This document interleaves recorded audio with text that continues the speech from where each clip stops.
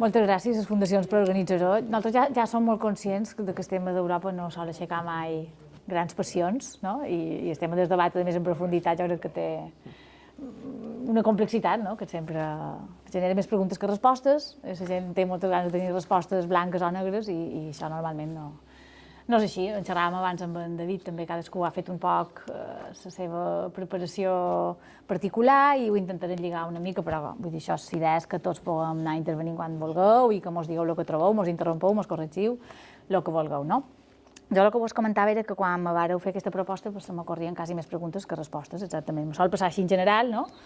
Però quan volia filar una mica les idees que podíem parlar avui i que podien donar lloc a una mica de debat o de reflexió, era sempre en base a preguntes. I crec que en aquest món tan convuls, ja sé que sempre se diu, en totes les èpoques se diu, però sí que és vera que a més avui precisament tenim més sensació d'estar en aquest món tan convuls, necessitant fer-nos preguntes i entre tots anar dibuixant les respostes, no?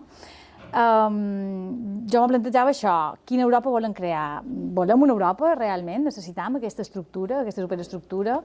És aquesta feina que necessitam per fer front als reptes que se mos estan plantejant, que són cada dia uns diferents, a més penjats d'estructures distintes a les que estàvem acostumats fins ara. Europa podria convertir-nos en allò que nosaltres volem ser, d'acord amb la nostra ideologia i amb el nostre pensament.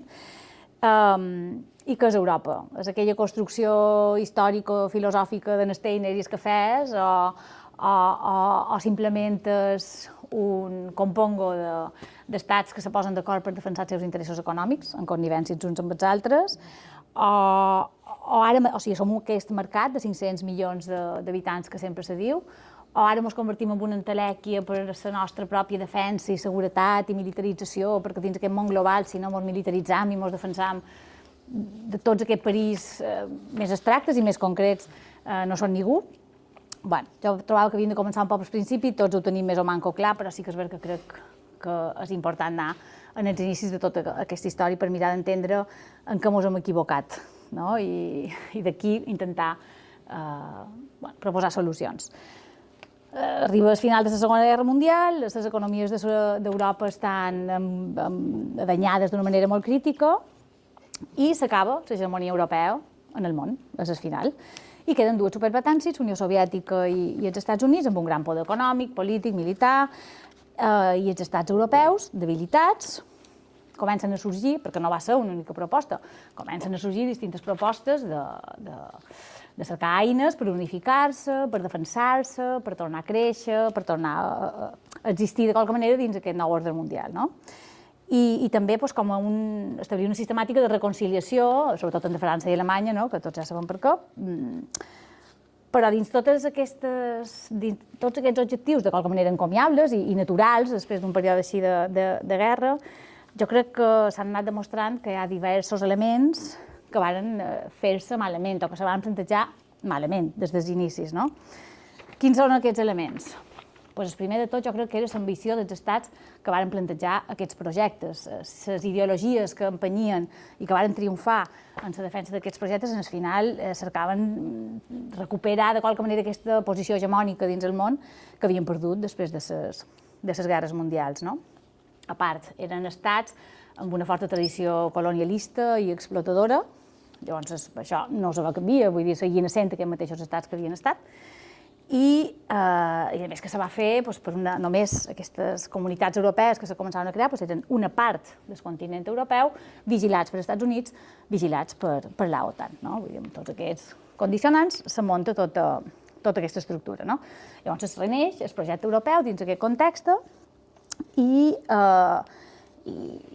ja sabem tots com ha anat evolucionant, primer per la defensa del mercat de l'acer i del carbó, després amb altres interessos comercials, se van adherint països a poc i va creixent. Ens està enviant tot aquest bocí d'història que ja ens sabem més o manco i no vull tampoc entrar molt en la part estructural d'aquesta estructura de governança que té la Unió Europea, perquè crec que no és subjecte, però sí que crec que és important que, tenint en compte d'on partim i quines dificultats més òbvies se van produir en aquells moments, sapiguem on estem ara.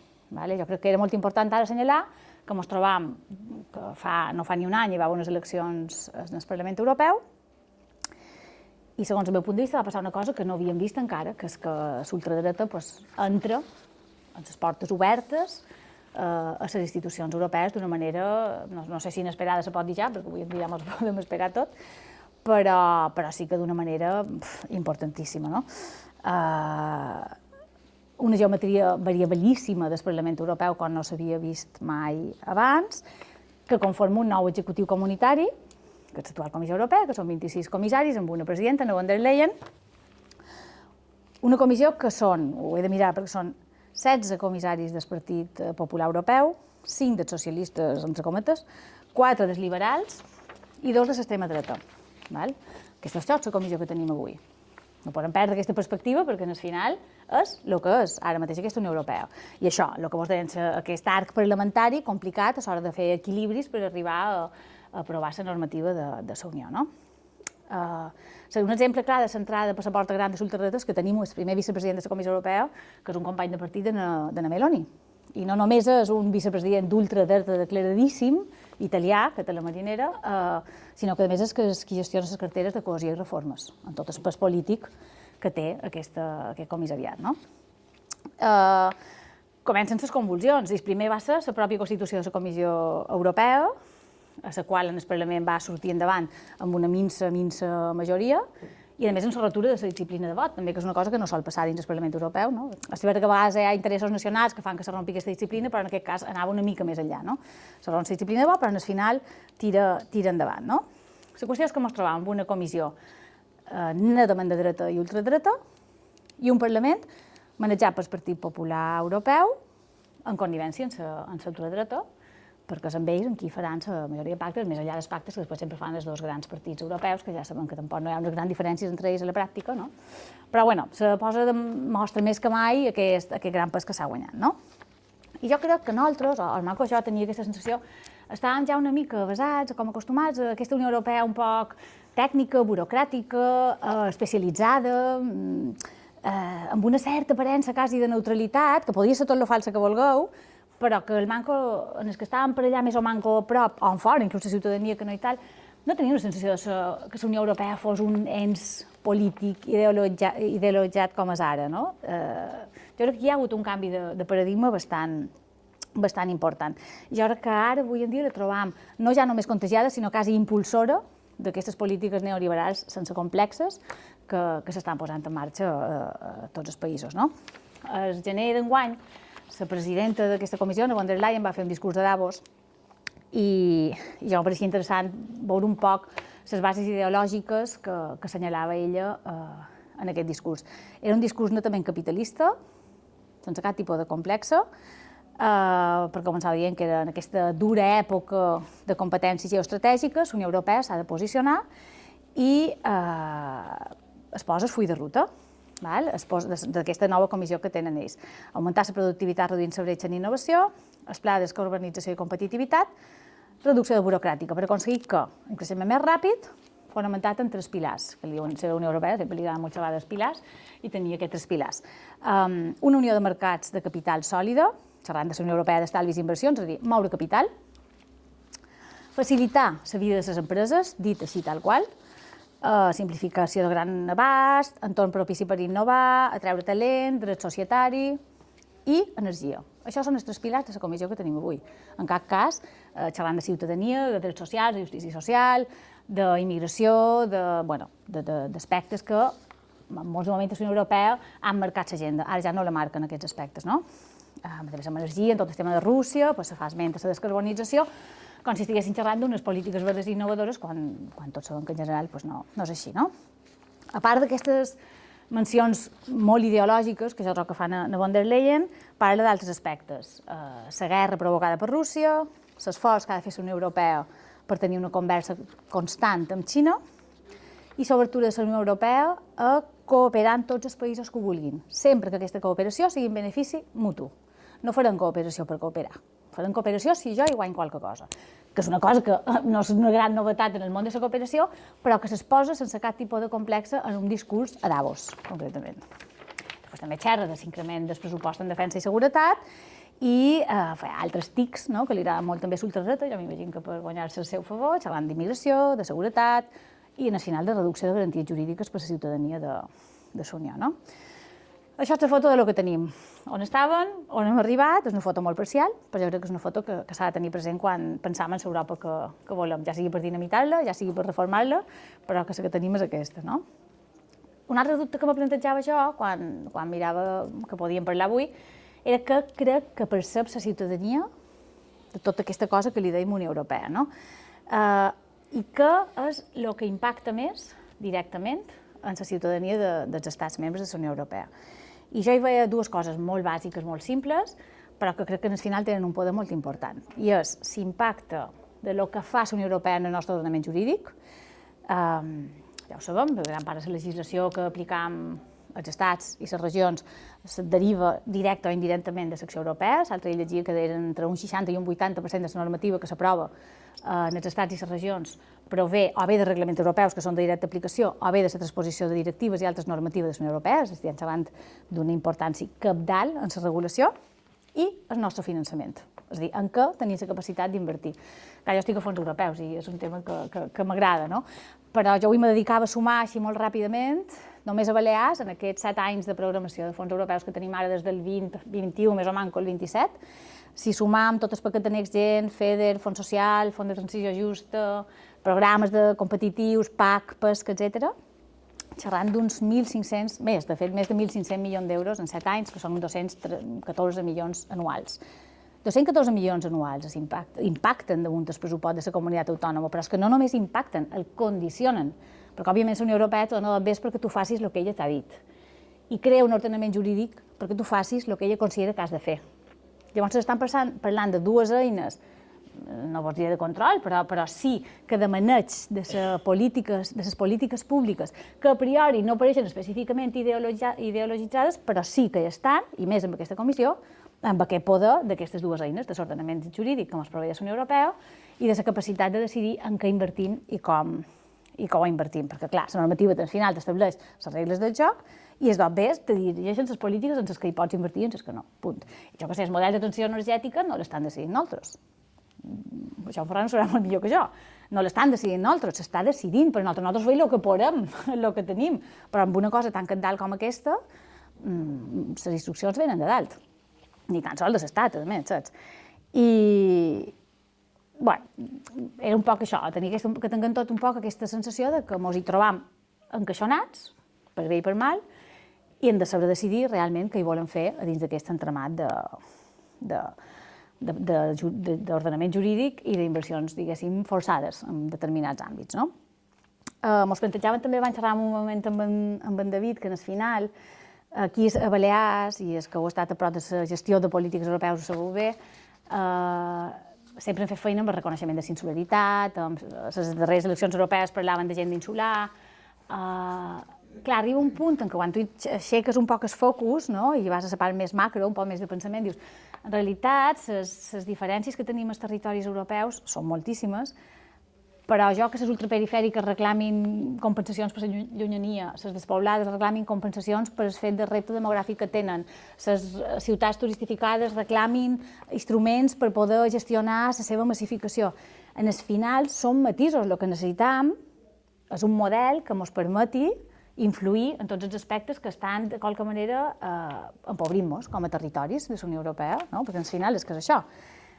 I això inevitablement ens du a pensar en més amunt, en quins sistemes estan ficats que permet que succeeixin aquestes coses i que no ens permet fer els canvis que nosaltres consideram que haurien de ser, no? Parlam sempre de lobbies, de troiques, de dèficits democràtics, de transparències parcials, perquè hi ha coses que les sabem i moltes coses que no les sabem o no les directament no les entenem. Tenim aquesta sensació que vivim a dins un marc de competitivitat salvatge molt pensat per les empreses i no per les persones, per la generació de beneficis vinculant el creixement en el benefici, és a dir, jo he de créixer perquè sí té més beneficis, aquest paradigma del capitalisme que tenim allà com integrat. I just avui me fixava que havia sortit un informe, tornant un poc en el tema de com ens influeixen la gestió de les nostres polítiques amb el tema de seguretat i militarització. Hi ha el debat de si el percentatge que ens demana l'OTAN de pressupost militar és massa alt, és massa baix, arribam, no arribarem, ens gastarem més, ens gastarem manco. I sortia aquest informe de l'Institut Internacional de Recerca per la Pau que deia que la despesa militar en el món, no sé si l'heu vist avui, s'ha disparat. És una autèntica locura. Només a Europa s'ha disparat, som el motor de l'increment de la despesa militar amb una pujada d'un 17%, que m'ha paregut una barbaritat. És vera que inclou Rússia, aquest informe, com a part d'Europa, perquè parla del continent europeu, però és que tots els països de la Unió Europea han incrementat el seu pressupost en despesa militar, excepte Malta, que és l'únic que no ha entrat dins aquest joc. Malta. No està a l'OTAN. Clar, exacte. No s'ha vist en pesa com ho han fet tots els altres, no? I després també llegia un informe que havia el Centre de l'AS que fa un poc un estudi d'aquest 2% que se suposa que l'estat espanyol gasta en defensa i desmenteix un poc aquesta dada, no? Perquè diu que si el calculassin, no sé si ho heu vist també, si calculassin la despesa militar tal i com la calcula l'OTAN, amb el model OTAN en realitat estem situats en un 2,5%, perquè comences a afegir-hi I més D militar, interessos dels crèdits de la despesa militar, les missions militars a l'exterior, bé, tot un munt d'accions que són despesa militar i en defensa, però que no les tenien sumades perquè no ens interessava, supos que com que sí que interessa pot sí que se sumaran, però bueno, que ja està quantificat i estem en aquest 2,5%, que és una barbaritat, no? Que hi veiem aquí una política de la por, que ja hem vist a moltes altres bandes arreu del món i que hi ha aquest vincle directe entre por i feixisme, que al final te permet aquesta por tenir un cert control de les coses que pots dir i no dir a la ciutadania.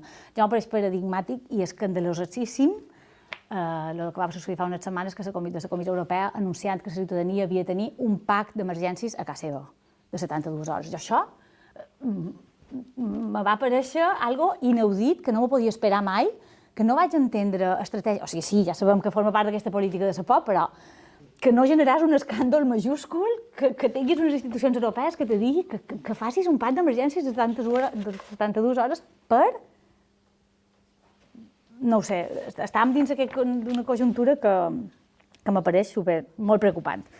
Molt preocupant. Un altre concepte que volia introduir per al debat o per si qualcú li interessa pensar-hi.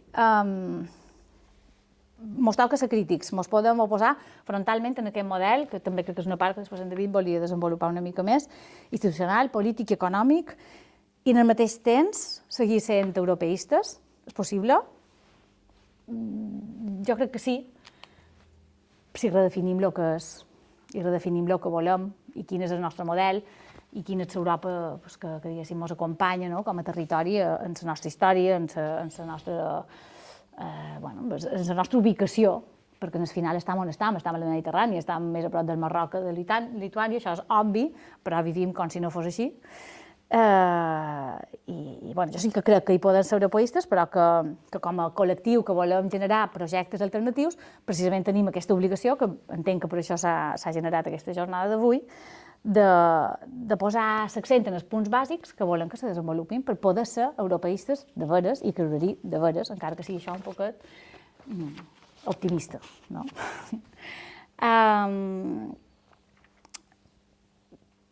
Resumiré un poc per no enrotllar-me tant. Clar, jo tinc un poc la sensació dins aquest marc de les polítiques de la por i de generar una certa confrontació en les classes més empobrides, que també és una feina que s'està fent molt, qui t'empobreix a tu no és el ric, sinó és aquell que ve més pobre que tu, saps? I són aquest tipus de polítiques que s'estan ara com a llançant i que estan calant moltíssim i que estan, òbviament, ajudant a la pujada de l'extrema dreta a tots els països. Jo crec que la ciutadania té un poc sensació que a cada limitació que se li posa no pots entrar a les ciutats perquè la Unió Europea ha creat les zones de baixes emissions, has de comprar-te un cotxe elèctric, has de posar-te plaques fotovoltaiques, totes aquestes polítiques al final tenen un biaix de classe claríssim, una pressió moral que fiques damunt la ciutadania culpabilitzant-la de qualque manera de lo malament que van les coses perquè és culpa teva, mai és del ric, vull dir, traiem el foco de les classes privilegiades per mantenir-lo sempre de qualque manera a les més empobrides. I jo crec que això és un tema que la ciutadania percep, però hi rebota d'una manera que nosaltres no estem sent capaços de recollir aquest malestar que això genera, no? Però és un doll d'exemple, però m'ha fet molta gràcia quan hi pensava, perquè jo crec que en el fons sí que tenim camp de batalla, sí que tenim possibilitat de fer front a aquesta política de la por, d'entendre la restricció com a algo que me perjudica de manera directa els meus drets individuals, com si els meus drets individuals estiguessin sempre per damunt dels drets col·lectius, quan això és una cosa que ja ho deia Margaret Thatcher i no innovarem, no? Però vull dir que la lluita per drets individuals està bé, però si tu no tens garantits uns drets col·lectius no té cap sentit ni un. Llavors es va fer moltes gràcies cas, no sé, igual ho veuràs un doi, de Katy Perry astronauta. M'ha fet moltíssima gràcia, no? Me pareix paradigmàtic màxim del sistema en el qual estan ficats. Ja sé que no va passar a Europa, però crec que és interessant per analitzar el món de locos en el que estem, no? D'aquesta cosa que envien un grup de dones riques a l'espai i els diuen que són un grup d'astronautes com si això fos una fita feminista o no sé què volíem que fos. Quan tot són que és propaganda per rics que facin viatges turístics a l'espai, no té cap tal. Però la resposta de la gent, el manco xarxes, que ja sabem que després això no se tradueix a massa res, va ser dir, mos preneu per beneits o què? No, és a dir, mos ho podeu colar tot fins a un cert punt, no vos passeu de prendre-mos per beneits. Doncs això és el que nosaltres hem de tenir la capacitat de dir, no, és que no vos prenem per beneits, vos mostrem això que hi ha i volem que reaccioneu com a col·lectivitat, perquè és que mos prenen, efectivament, per beneits. Això ho dic perquè crec que no ens poden permetre que l'ultradreta segueixi capitalitzant la resposta en el malestar social. Això és una clau que dins la Unió Europea és bàsica, no? D'aquí sorgeixen els negacionismes climàtics, conspiranoies, tot tipus d'històries de malestars socials no canalitzats adequadament, segurament, i que nosaltres no hem sabut tampoc recollir ni donar unes respostes clares, no? He divagat un poc, me n'he anat un poc de la Unió Europea, ha estat un bell aposta, perquè al final volia llançar un parell de temes i anar a la pregunta cabdal, que és quina Europa crec que vull jo, o quina crec que jo que podríem treballar. El primer és una que tingui una estructura social saludable i ferma, que això és molt bo de dir i molt mal de fer, i una Europa que faci bandera des de creixement i superi el capitalisme clàssic. Això no vol dir que m'anem a un sistema comunista o que m'anem a un sistema estalinista. No, no significa això. És que a vegades hi ha coses que no se poden dir perquè s'hostarem a no sé qui.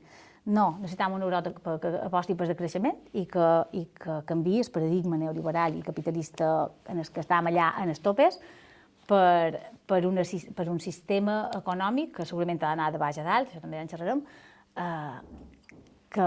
que eviti que els que ja estan empobrits se segueixin empobrint, perquè la dinàmica és aquesta, generar l'enfrontament de les classes més empobrides, que se seguiran empobrint així, perquè fins ara eren els països del tercer món que els dèiem, i ara ja veiem que no, que està aquí, saps? Està aquí de dins en nosaltres, aquest empobriment, no? La falta d'accés a habitatges, a serveis bàsics, la pujada dels preus de l'electricitat, dels productes bàsics, al final, vull dir, ja no hi ha tanta excel·lència, mireu als Estats Units, vull dir, és un mirall també, no? Llavors s'ha de rompre de qualque manera aquesta fe absoluta en el lliure mercat i aquesta defensa ultrança del que és el creixement lligat en el benestar i anar canviant paradigmes. I nosaltres jo crec que hem de ser capaços de xerrar clarament d'aquest tipus de pensament. I ho feim, i ho intentam, i però a vegades no cal, perquè després ens enfrontem a unes eleccions europees i estàs tan ficats a dir el que és la pròpia estructura de lo que hem de fer, de lo que anem a presentar-nos, que pareix que sortir-te un poc de lo que se considera una política d'esquerres més estàndard pot assustar l'electorat o potser pot generar segons quin tipus de debats que les europees no donen per fer tantes meravelles, tampoc. No tenim aquest marge, no? Llavors, això era un poc el que jo vos volia dir. Jo sí que crec que vull una Europa, vull més Europa i la vull millor, la vull més pensada des d'aquí. Vull una Europa que pensi això, com seran aquests propers anys convulsos, quines eines tindrem per enfrontar-nos, com gravarem les grans fortunes, com evitarem que la gent s'empobresqui, com garantirem els drets a l'habitatge, a les pensions dignes, a coses tan bàsiques que ens pensaven que tenien ja guanyades en aquest estat del benestar, que no els hi tenim, perquè veiem que així com un dia és blanc, en el següent se gira tot. Són moltíssimes coses, però crec que el fonamental és aquesta consciència de lo col·lectiu, la consciència de la finitud dels recursos, que ja és aquí, ja s'acaben, i una consciència que estem en crisi i que aquesta crisi canviarà un canvi radical. Quasi res. Quasi res. Bé, jo seré bastant més pessimista que na Marta, encara que intentaré fer l'esforç de posar algunes propostes damunt la taula, no? De tota forma, bé, a part d'agrair a les fundacions convidada, que al final és una convidada a pensar, perquè jo tampoc no tenia res estructurat, no som... Primer tot, no som cap europeista convençut, perquè clar, na Marta ja ha posat molt de motius per repensar-nos aquesta idea d'Europa, que segurament cadascú té una idea distinta d'Europa en el cap, i jo crec que puguem compartir en aquesta sala és molt distinta a la que evidentment pugui tenir a von der Leyen, no? Sí. I bueno, per aquest esforç de fer pensar, que jo que sé, anar recuperant coses que havia escrit sobre Europa, però de forma una mica improvisada, intentant situar-les en un marc d'anàlisi un poc més concret i que tingui a veure també amb la nostra realitat d'illes. I volia començar amb un record també per Pere Sant Pol, que ens ha deixat aquests dies, i vos recomano molt l'entrevista que li va fer Miquel Vidal arran del seu estudi sobre el mallorquinisme polític, que està penjada a la web d'Arrels Democràtiques, perquè justament fa una referència a la Unió Europea i a l'època del primer pacte, en l'aprovació de la llei de comerç, no? que hi va impulsar. No? I recorda que aquesta és una de les lleis de comerç més proteccionistes entre cometes, perquè ara el proteccionisme perquè està travessat per els arancels d'entram, res que veure amb això, no? Però des d'una lògica d'això, de protegir l'economia local, etc., més que res per frenar el neoliberalisme i aquesta gran economia que s'ho acaba menjant tot, no? El gros que s'acaba menjant el petit, no? I com ell, anys després, pensa fins i tot situa la Bolkestein, no sé si recordeu la directiva Bolkestein, que és aquesta de liberalització total del comerç, no? com una resposta en part també a la llei de comerç de Balears, no? d'unes illes aquí que per aquí no pintant res, però fins i tot si ens comparam, si viatjau per Espanya, no importa per Europa, en cap de setmana, en festius i tot això, veureu la diferència, aquí ara en les zones turístiques i tal està més obert, però la diferència que hi ha i el nivell també de protecció, també dins la destrucció que hi ha global del comerç local, no? o de la indústria de tot lo local, no? I com allò, aquesta Europa neoliberal ho va percebre com una amenaça, aquest tipus de lleis com la llei de comerç, i la reacció va ser la Bolkestein i va ser moltes altres coses d'aquesta Europa triple neo, que jo diria, no? Neoliberal, no? Que és aquesta crítica que feia en Pere, però també neocolonial i neofeixista. Dit neocolonial perquè, evidentment, Europa té un passat colonial, un passat imperialista, Europa i els països i els imperis que han format part, inclòs els nostres, l'imperi espanyol, no?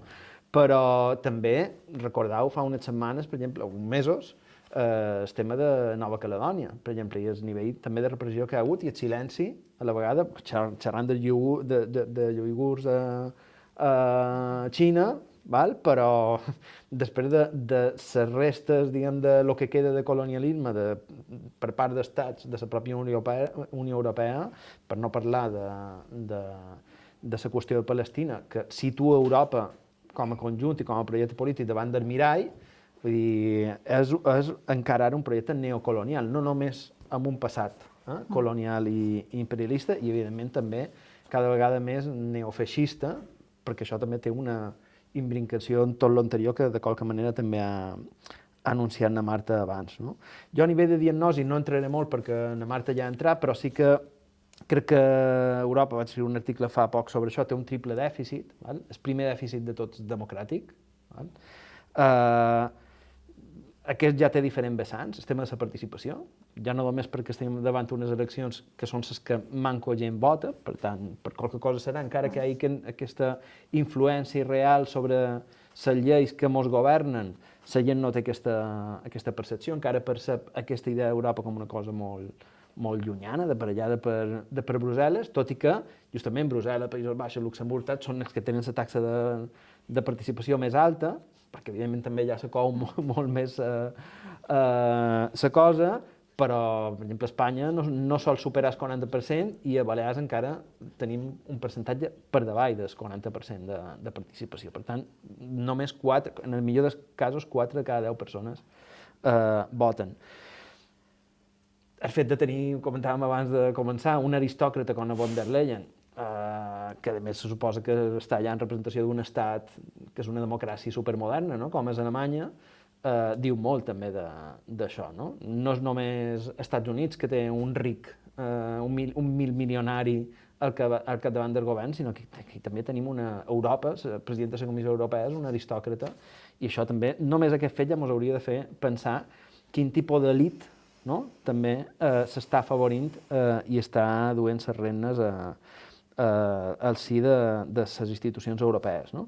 I perquè també s'ha anat concentrant molt especialment des de Maastricht.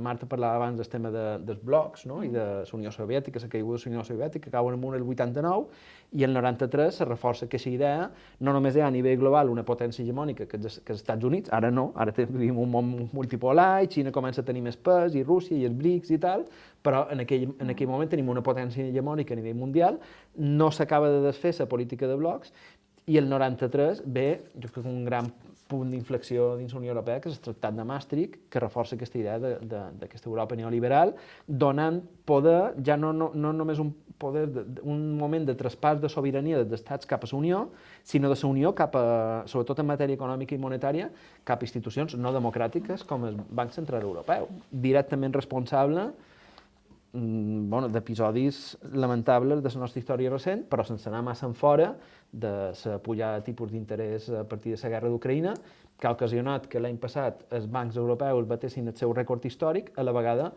que hem assistit al s'empobriment del voltant d'entre el 10 i el 15% de la població europea. No? I això és una derivada, no, diguem, d'aquest reforçament d'aquesta Europa neoliberal a partir de Maastricht i a partir de la caiguda del mur de Berlín. No? Per tant, dèficit de democràcia, un segon dèficit que també és de projecte, ho ha dit la Marta, la Comunitat Europea en aquell moment se va crear per lluitar, per prevenir les guerres, per tornar a evitar com va tenir Europa dues guerres mundials, l'Holocaust, etc. I ens aixecam l'altre dia, no? 800.000 milions d'euros per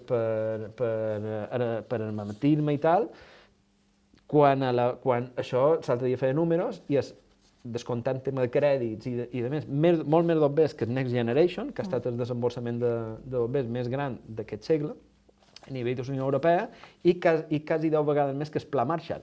Sí, i bé, tornant al 2015 com a punt d'inflexió, el sacrifici de Grècia i l'altre, si recordeu, és la primera gran crisi migratòria que té Europa, que és la crisi de Síria, la guerra de Síria, part d'una guerra també ocasionada per qüestions que tenen a veure amb el colonialisme europeu o occidental, no? I la diferència que hem vist també fa un parell d'anys respecte al tractament de les persones refugiades sirianes en relació a les persones refugiades que han vingut d'Ucraïna, no? I que de qualque manera ha tornat a subratllar, no, aquesta inferiorització dels que no són blancs, com nosaltres, no? Com a part d'aquesta matriu colonial de la que veu encara el projecte europeu pensat des del centre d'Europa i des del país que va protagonitzar l'Holocaust. No? I l'altre llibre, 40 anys després, que és d'enguany, que si encara vos queda una mica de pressupost per Sant Jordi el podeu comprar, és d'en Sami Naïr, una altra persona prou moderada, franco-argelí, que ha escrit moltes vegades sobre qüestions que tenen a veure amb la immigració, amb Europa, un europeista convençut, que ha escrit Europa encadenada, el neoliberalisme contra la Unió. Jo crec que amb aquest títol ja vos podeu imaginar de què va el llibre, però torna a recuperar aquesta idea que vos compartien la Marta i jo, d'aquesta Europa neoliberal, que hi ho veu com un dels grans mals de la Unió Europea, fins en el punt que hi arriba a afirmar en aquest llibre que aquesta Unió Europea actual no és útil per resoldre els problemes de la majoria de la gent, justament per aquesta subordinació en aquesta mirada neoliberal i mercantilista que vol monetaritzar tot, no? de qualque manera, però que també lliga amb aquella idea d'en Racionero, no? d'aquesta visió mediterrània enfront d'aquesta visió més del protestantisme i del capitalisme centreeuropeu. No?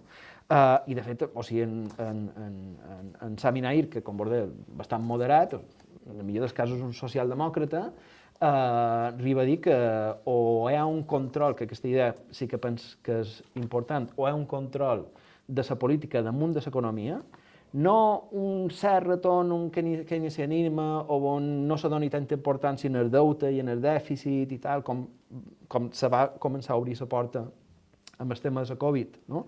Que es va recuperar un cert impuls públic, que justament ara s'ha tornat a aprofitar per tota la qüestió armamentística, però, al final, totes aquestes normes que comentaven a Marta, al final, són normes que s'ha dit a nivell d'Unió Europea, se traspassen després als països, però que justament són mesures que desregulen, en certa manera, tot perquè l'economia estigui més descontrolada.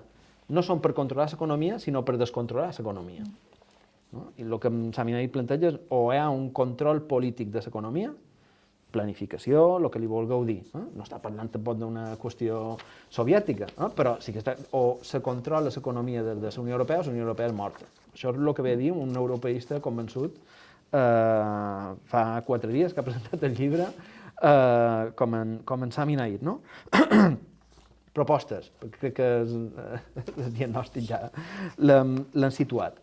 A nivell institucional, crec que poques. O sigui, els moments, venint d'una tendència en què els moments de convocatòria d'eleccions europees són moments de retrocés, entre altres coses perquè la correlació de força a nivell polític és la que és, no? I a més, amb aquesta baixa participació, encara es viaixa més el resultat cap a un mapa com el que ha presentat na Marta, no? On la dreta i l'extrema dreta fins i tot tenen un pes més gros que els que tenen, per exemple, a nivell nacional, a nivell de cada un dels estats que formen part de la Unió, no? Per tant, amb aquesta estructura, ja no perquè jo sigui pessimista, sinó perquè fins i tot referents tan moderats com els que vos acabo d'esmentar tampoc no són massa optimistes, crec que poques. En tot cas, després hi podem entrar en el debat, en donaré qualcuna. Sí que penso que quan parlant de política i de pensar una altra Europa, per lo primer que hauríem de començar, per moltes coses al mateix temps, no mos bastaria amb una, però replantejar el subjecte polític a Europa, no? Que o se comença a fer des de baix, des de les regions, des dels pobles, i especialment amb un protagonisme del sud, o el que tindrem és més de lo mateix. No? I per tant, les meves propostes van més encaminades a nivell polític i de societat civil que no tant de canvi en les estructures, perquè si no hi ha aquest canvi des de baix, és difícil que canviï l'estructura, no? Si no hi ha un impuls des de baix. No? Jo crec que és una qüestió de manual en política. No? I aquí 4 propostes que us porto damunt la taula per debat. Val? La primera seria un nou internacionalisme per una Europa distinta. Val? Què vol dir això? Que a nivell d'internacionalisme, que sempre havia estat un dels distintius de les esquerres, per exemple, l'extrema dreta en aquest moment mos du molt d'avantatge. O sigui, l'extrema dreta, això que s'ha dit, la internacional de sodi, etc., està totalment organitzada a nivell internacional, comparteix uns mateixos valors, a la vegada és distint a cada un dels països, perquè evidentment no és la mateixa extrema dreta d'aquí que connecta amb el passat franquista que amb Itàlia, amb Mussolini i tal, que a Estats Units, que són històries distintes, però tot això està connectat i, en canvi, el món de les alternatives, tant a nivell polític, d'esquerra política, com a nivell social, està bastant desconnectat. O el que hi ha coses, afortunadament, està molt manco coordinat i organitzat que el que planteja l'extrema dreta. A vegades per impotència, a vegades perquè no se li dona la importància que té. No? Dins aquest nou internacionalisme per una Europa distinta, el primer que plantejaria seria prioritzar la Mediterrània. O sigui, des d'aquí, evidentment, jo parlo de forma situada, des de les Illes Balears, no estic xerrant des de França, ni estic xerrant des de la península, des de les Illes Balears i dins el poquet o el molt que puguem fer, prioritzar el tema mediterrani, no? Justament per articular, per impulsar un core, un nucli, una manera de veure Europa distinta en aquesta fins i tot mentalment, no? En aquesta que representa el projecte actual d'Europa i on de qualque forma la solidaritat se manifesti de forma efectiva, no només a vegades en comunicat de premsa. Vull dir, Grècia, tornant a Grècia, país amic humiliat, no? En els darrers anys, fa un parell de mesos, el mes passat, 3 vagues generals seguides, no? Més enllà d'una nota de premsa per dir estem amb els treballadors grecs, de qualque forma incorporar, ara per exemple en els sindicats, aquest discurs i aquesta solidaritat en el dia a dia també de l'acció sindical en aquest cas. No? Fer-ho també o practicar aquest internacionalisme mediterrani amb aliança en la riba sud del Mediterrani, amb allò que avui en dia no és la Unió Europea, potser tampoc no és que ho hagi de ser, però amb aquella gent en què culturalment i fins i tot estratègicament, compartint no només un passat, sinó fins i tot un present i segurament un futur, demografia, etc., que han compartit sempre, no? Que són la resta de pobles de la Mediterrània que no considerem Europa.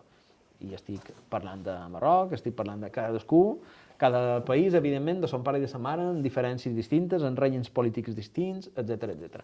Però això, Marroc, Algèria, Egipte, Palestina, que la tenim abandonada, etc. No?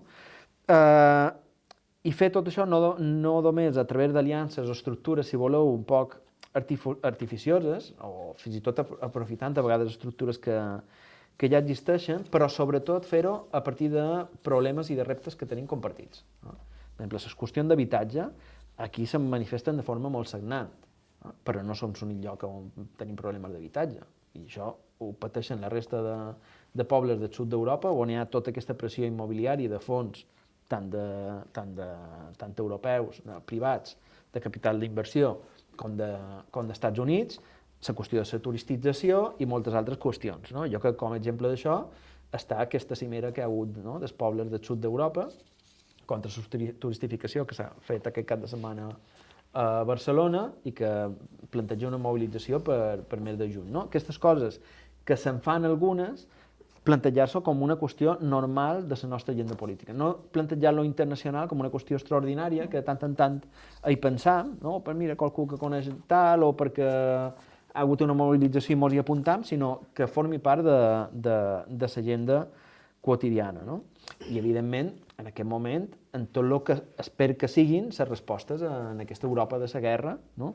En tota aquesta nova carrera armamentística i militar que s'està posant damunt la taula, en tot el tema de tornar a reprendre el tema de servei militar obligatori, etc., que crec que també ha de ser un vector important de lluita per pensar i per defensar en la pràctica una altra Europa. Val? Segon bloc de propostes, una narrativa distinta sobre allò que ha de ser Europa o sobre l'Europa que volem. Val? Aquí també na Marta ha donat qualque pista.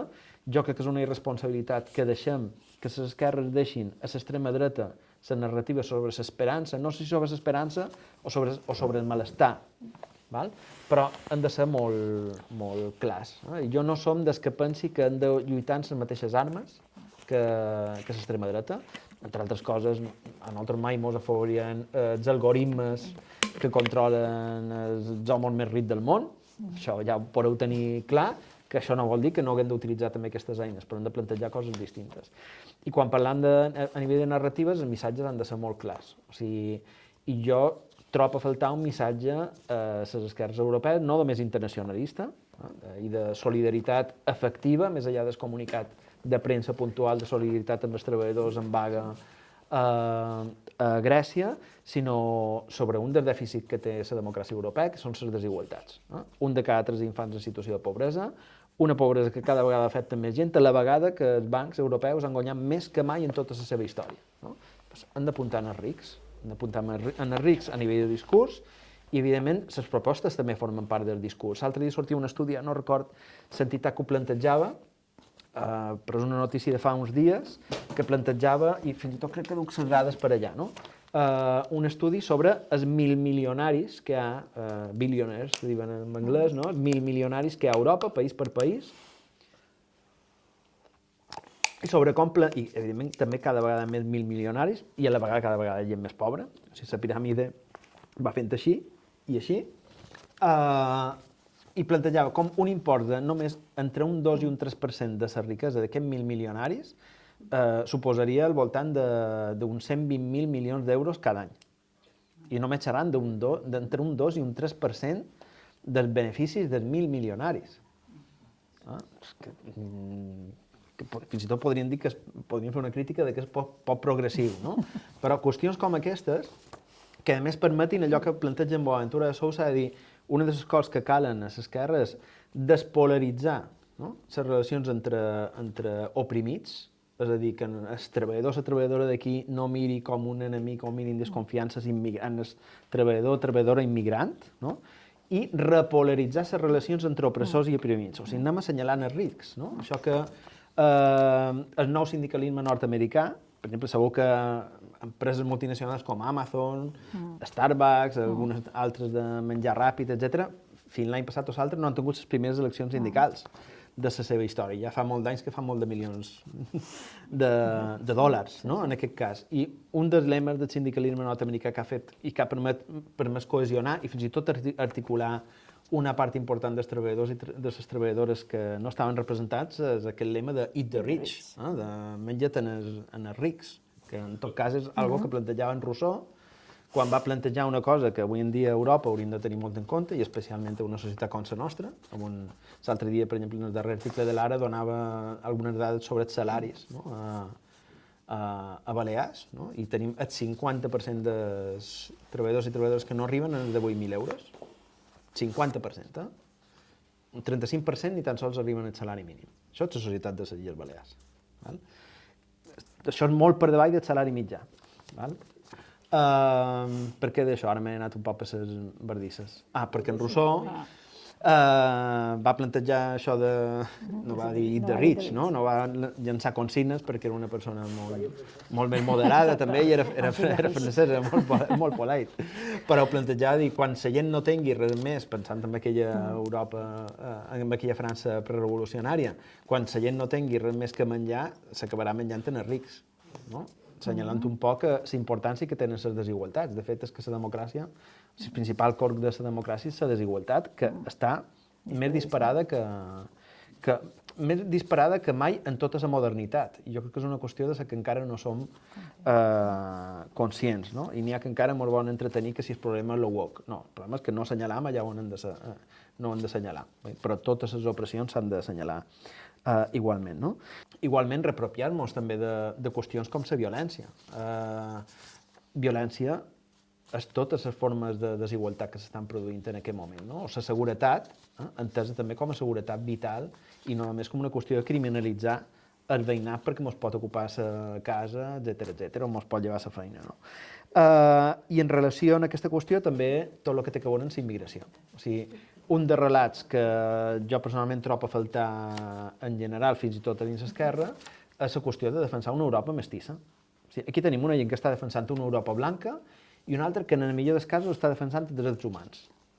Però no hi ha una contraposició d'una Europa que parteixi de lo que som. Per exemple, a Balears tenim una de cada 4 persones que han nascut a un altre país. A municipis com Inca i Manacor, quasi un 40% de la població ha nascut a un altre país. Quasi un 40%.